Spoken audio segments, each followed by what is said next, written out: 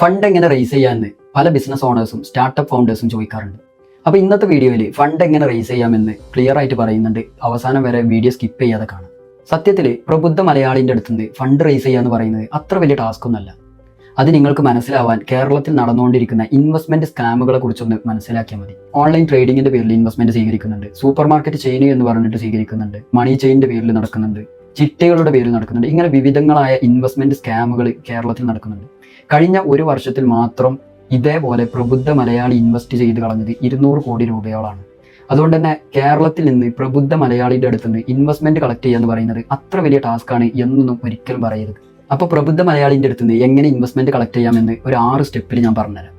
അതിൽ ആദ്യമായിട്ട് നിങ്ങൾക്ക് വേണ്ടത് നല്ലൊരു സ്റ്റോറി നിങ്ങളെക്കുറിച്ച് പറയാനുണ്ടായിരിക്കണം. ആ സ്റ്റോറി ആളുകൾ കേട്ട് കഴിഞ്ഞാൽ ആൾ കൊള്ളാലോ എന്ന് ആളുകൾക്ക് തോന്നണം. അതേപോലെ എക്സൈറ്റഡ് ആവണം അവർ. ഉദാഹരണമായിട്ട് പറഞ്ഞു കഴിഞ്ഞാൽ എൻ്റെ ഇത്ര വയസ്സിൻ്റെ ഉള്ളിൽ ഞാൻ ഇത്ര വലിയ ബിസിനസ്സുകളൊക്കെ ഉണ്ടാക്കി എന്നൊക്കെ പറയാം. രണ്ടാമതായി നിങ്ങൾ ചെയ്യേണ്ടത് നല്ല റീച്ചുള്ള പോഡ്കാസ്റ്റിൽ പോയിട്ട് ഈ കഥ നല്ല രീതിയിൽ പ്രസൻറ്റ് ചെയ്യാം. അതേപോലെ ഇൻ്റർവ്യൂകളിൽ ഈ കഥ നല്ല രീതിയിൽ പ്രസൻറ്റ് ചെയ്യാം. പിന്നെ അതേപോലെ നല്ല രീതിയിൽ ഇത് ആർട്ടിക്കിളായിട്ട് എഴുതി കൊടുത്തിട്ട് പല മാഗസീനുകൾക്ക് അയച്ചു കൊടുക്കാം, അവരത് പബ്ലിഷ് ചെയ്യും. പിന്നെ അതേപോലെ നിങ്ങൾക്ക് കിട്ടാവുന്ന എല്ലാ ബിസിനസ് അവാർഡുകളും ഒക്കെ എന്ത് ചെയ്യുക, നിങ്ങൾ സംഘടിപ്പിക്കുക. ഇതൊക്കെ ക്യാഷ് കൊടുത്തു കഴിഞ്ഞാൽ കിട്ടും. മൂന്നാമതായി നിങ്ങൾ ചെയ്യേണ്ടത് ഇതൊക്കെ നല്ല രീതിയിൽ വീഡിയോ ഷൂട്ട് ചെയ്യുക. ആ വീഡിയോ ഷൂട്ട് ചെയ്തത് ഇൻസ്റ്റാഗ്രാമിലൊക്കെ അപ്ലോഡ് ചെയ്യുക. ആളുകൾക്ക് ഇത് കാണുമ്പോൾ ഒരു വാവ് ഫീൽ ഉണ്ടാവണം. ഇത്രയും കാര്യങ്ങൾ നിങ്ങൾ അടിപൊളിയായിട്ട് ചെയ്തിട്ടുണ്ടെങ്കിൽ നാലാമതായിട്ട് എന്ത് സംഭവിക്കും?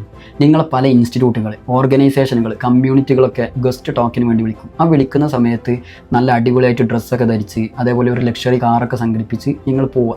കാറൊക്കെ നിങ്ങൾക്ക് റെൻറ്റിനൊക്കെ കിട്ടും. പ്രബുദ്ധ മലയാളി ഇതാരുടേതാണ് കാറ് എന്നൊന്നും ചോദിക്കൊന്നുമില്ല. എന്നിട്ട് അവിടെ പോയിട്ട് മാസമായിട്ട് ഇറങ്ങുക. അതൊക്കെ നല്ല രീതിയിൽ വീഡിയോ ആയിട്ട് ഷൂട്ട് ചെയ്യുക. എന്നിട്ട് ഇൻസ്റ്റാഗ്രാമിൽ അപ്ലോഡ് ചെയ്യുക. ഇതൊക്കെ നിങ്ങൾ ചെയ്തു കഴിഞ്ഞാൽ അഞ്ചാമതായി നിങ്ങൾക്ക് ട്രസ്റ്റും ക്രെഡിബിലിറ്റി ഒക്കെ കൂടും. അത് എങ്ങനെയുള്ളതാണ് എന്നൊന്നും ചോദിക്കരുത്.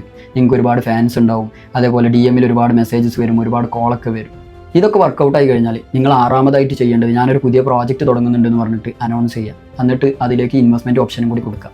അപ്പോൾ ഒരുപാട് എൻക്വയറീസ് വരും. അതൊക്കെ എന്ത് ചെയ്യുക, ക്ലോസ് ചെയ്യുക. അങ്ങനെ നിങ്ങൾ ഇൻവെസ്റ്റ്മെൻറ്റ് കിട്ടി തുടങ്ങുമ്പോൾ നിങ്ങൾ എന്ത് ചെയ്യുക, വീണ്ടും കുറച്ചും കൂടി ഷോ ഓഫ് കൂട്ടുക. അപ്പോൾ കൂടുതൽ ഇൻവെസ്റ്റ്മെൻറ്റ് നിങ്ങൾക്ക് കളക്ട് ചെയ്യാൻ പറ്റും. ഒരു പ്രബുദ്ധ മലയാളിയും നിങ്ങളുടെ പാസ്റ്റിലെ ബിസിനസ് എന്തൊക്കെയായിരുന്നു, അതിൻ്റെ പേരെന്താണ്, അതിൻ്റെ ടേൺ ഓവർ എത്രമാത്രം ഉണ്ടായിരുന്നു, അതിന് എത്രമാത്രം പ്രോഫിറ്റ് ഉണ്ടായിരുന്നു, അതിൻ്റെ ഫൈനാൻഷ്യൽ സ്റ്റേറ്റ്മെൻ്റ് ഒന്ന് കാണട്ടെ, ഇങ്ങനെ ഒന്നും ഒരാൾ പോലും ചോദിക്കില്ല.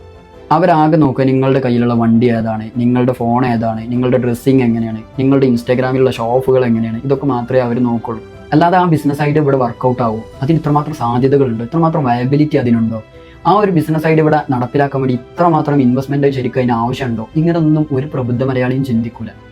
അതുകൊണ്ടാണ് ഞാൻ പറഞ്ഞത് പ്രബുദ്ധ മലയാളിൻ്റെ അടുത്ത് നിന്ന് ഫണ്ട് റേസ് ചെയ്യുക എന്ന് പറയുന്നത് അത്ര വലിയ ടാസ്ക്കുള്ള കാര്യമൊന്നുമല്ല എന്നുള്ളത്. അപ്പോൾ ഫണ്ടില്ലാതെ നടക്കുന്ന നിങ്ങളുടെ ഫ്രണ്ടിന് ഈ വീഡിയോ ഒന്ന് ഷെയർ ചെയ്ത് കൊടുത്തേക്ക്.